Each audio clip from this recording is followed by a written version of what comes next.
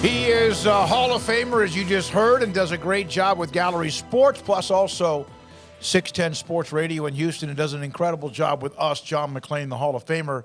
So I just happened to glance at a couple of the headlines at ESPN, and it's some women who settled lawsuits versus Deshaun Watson to attend the game when he comes back, coming up here pretty soon. That's got to be a little awkward. First of all, I'm getting ready for the big basketball game at 7:30. I already told my wife you're going to have to clear out of the den.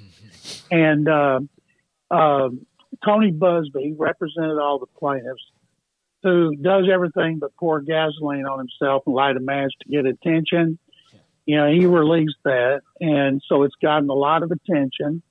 And people are asking me how fired up fans are here about Watson. They're not at all. People are so down on the Texans because they're so utterly pathetic. There's no buzz whatsoever. And people around the country, especially in Cleveland, where I've got 2 talk shows to go, and I've done 2, and I tell them, guys, it's the truth. Nobody cares. Last 2 games, they've had as many Eagles and Commanders fans as Texans. They'll have as many Browns fans. Yes, he'll get booed. I tell them, but don't make this mistake. When the Texans offense, if they get the ball first, if the Browns win the toss and defer, and the Texans offense starts the game, when they're going off the field and you hear boos, it won't be because Watson's coming on the field. It's because the fans are so upset at the NFL's worst offense, second worst scoring offense, just terrible.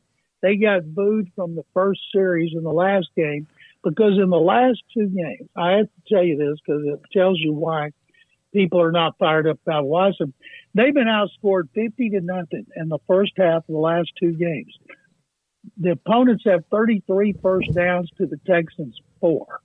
The opponents have 533 yards to the Texans 37. And so they're going to boo because they're so bad. It doesn't matter who plays quarterback. I think Lovie Smith's going to end up getting fired. Pep Hamilton, the offensive coordinator, has done a terrible job. And so here comes Watson with a great running team. Texans have the worst run defense. Ordinarily, the Browns would run the ball down their throat and win, by 7 to 10 points because when you run the ball a lot and you don't break long runs for touchdowns, the game's going to be close.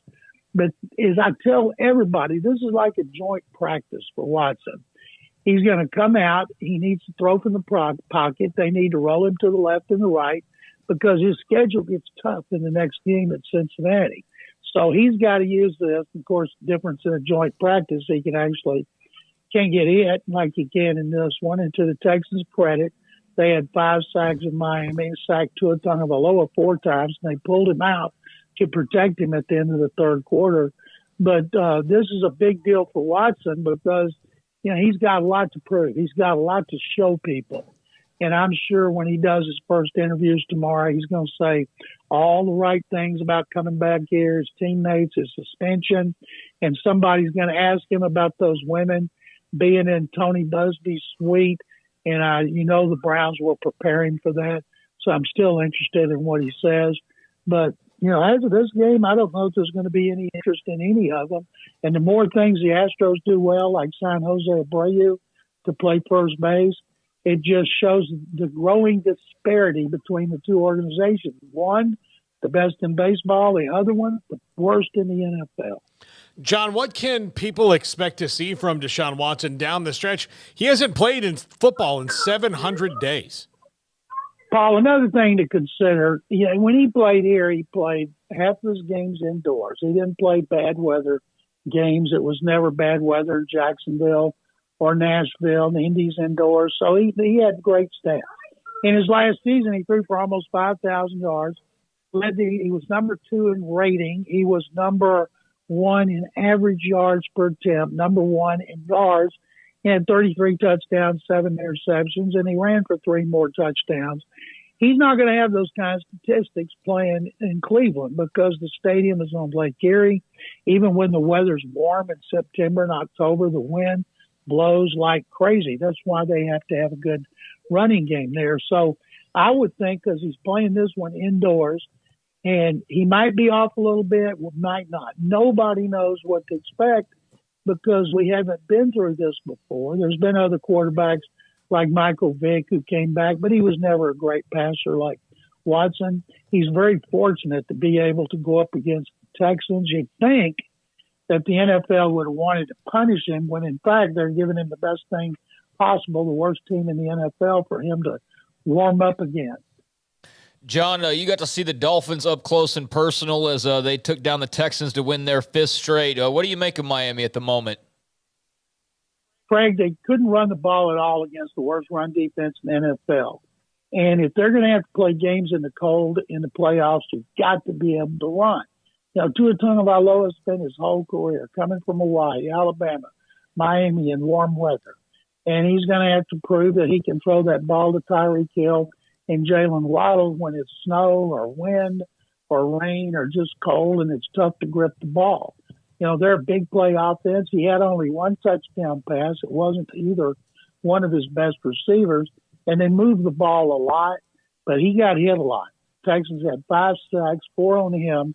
They had another one on him that was called back because of penalties, and they lost their left tackle, Teron Armstead, with a partially torn pec. He's going to be out a while, but they say it won't cost him this season. And their line did not do a good job of protecting him. And if you can't protect against a team as bad as the Texans, what are you going to do when you're going up against a good team? But they sure got the firepower. Mike McDaniel's done a terrific job in his first year as the head coach. And I wouldn't want to play them in Miami in the playoffs. Now, if they have to go to Buffalo or Kansas City, somewhere like that, I think I would not pick them to win. But if they get home field advantage and they're able to get teams at Palm Beach Gardens, they're capable of beating anybody. John, your Baylor Bears football team was a disappointment without question this year. It just didn't go well. The last 3 games getting blown out and then devastating loss to TCU, and played Texas pretty well but ran out of steam. Your thoughts on Dave Aranda and the Bears? I think people expected more. I was disappointed. I thought Blake Shapen would be better. I'm not sure. What I'd hate to see, you got Novastaz, you pronounce his name, coming in, 4-star quarterback. A lot of people really like drones. I talked to some scouts at Scout Baylor, and I said, tell me what you think of that backup quarterback when you see what little tape you can. They love his arm, his speed, his every size, everything about him. I hate to see if he transfers because he sees the handwriting on the wall. But it was fun watching the receivers develop, the running backs develop. We're unable to take advantage of all those linemen coming back for like their 10th year at Baylor. They just couldn't do it. And it's too bad. Now they got to find replacements. And I go back to BYU, and that was a tough loss. And then TCU, of course, was devastating. And I'm still angry about Kansas State, which was the worst one in a long time. But Dave Aranda's a great coach, and he'll have him back next year. And nobody's going to want to play those fighting Baylor Bears. John, on that note, Connor Galvin received a Shrine Bowl invite, so their big left tackle's headed off, and I know he'll get some pro interest, but definitely not like to the extent of what they had with that class last year. But Apuika, what do you think will be the most important thing for him? Not that he's declared officially, but it seems pretty much like that'll be the case. What do you think will be the most important thing for a guy like him at the nose spot? We'd love to see him come back, but he's gone because he's going to be a number 1 pick. What he has to be very careful from is his weight. He better make sure by the time he gets to the combine that he's not been eating a lot, gaining a lot of weight. In fact, if it was lighter than they expect him to be, they would be so impressed. He needs to work on the things that he'll be doing at the combine. Right now, they have him as the best nose tackle in the country, sure to be a first-round pick. Probably think somewhere in the bottom of the first round. They say he's not just a one-down player, that he actually can rush the passer from defensive tackle, but he's going to make a lot of money. Thank you, John. We appreciate your time. Thank you, guys. There you come. That's John McClain, Hall of Famer, GallerySports.com, and also Houston 610. He appears on like 15